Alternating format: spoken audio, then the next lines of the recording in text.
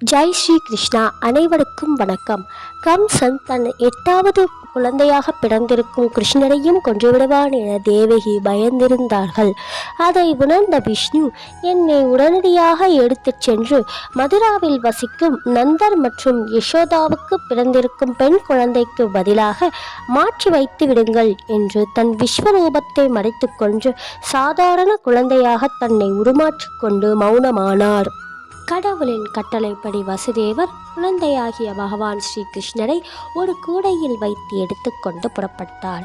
அந்த நேரத்தில் நந்தனுக்கும் யசோதைக்கும் ஒரு பெண் குழந்தை பிறந்தது.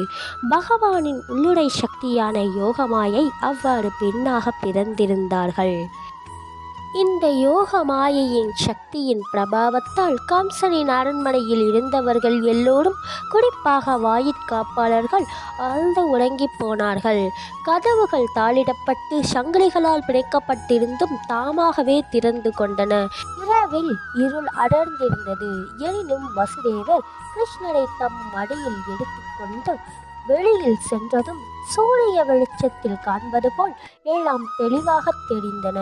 அதே சமயம் ஆகாயத்தில் பெரும் இடி சத்தத்துடன் பலத்த மழை கொட்டியது.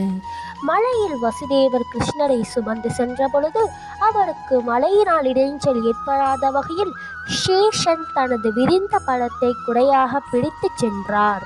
வசுதேவர் யமுனை ஆற்றின் கரையை அடைந்த பொழுது யமுனையில் அலைகள் ஆர்ப்பரித்து கொண்டிருப்பதையும் நீர்ப்பரப்பு முழுவதும் நுரை பொங்கி வருவதையும் கண்டார். வசுதேவர் கடந்து செல்வதற்கு ஏதுவாக நதியின் மத்தியில் பிளவை ஏற்படுத்தி அவருக்கு வழிவகுத்து கொடுத்தது. இப்படியாக வசுதேவர் யமுனை நதியை கடந்து சென்று கோகுலத்தில் இருந்த நந்த மகாராஜாவின் அரண்மனையை சென்றடைந்த பொழுது கோபாலர்கள் ஆழ்ந்த நித்திரையில் இருந்ததைக் கண்டார். அந்த சூழலை பயன்படுத்தி கொண்டு வசுதேவர் யசோதையின் வீட்டிற்குள் சென்று எவ்வித சிரமமுமின்றி கிருஷ்ணரை அங்கேயே வைத்துவிட்டு அங்கிருந்த பெண் குழந்தையை எடுத்துக்கொண்டு வெளியேறினார். மீண்டும் கம்சனின் சிறையை அடைந்த பொழுது அவனுக்கு சந்தேகம் ஏற்படாதபடி விலங்குகளை திரும்பவும் பூட்டிக் கொண்டார். இந்த வீடியோ பிடிச்சிருந்தா லைக் பண்ணிவிட்டு நம்ம சேனலை சப்ஸ்கிரைப் பண்ணிக்கோங்க.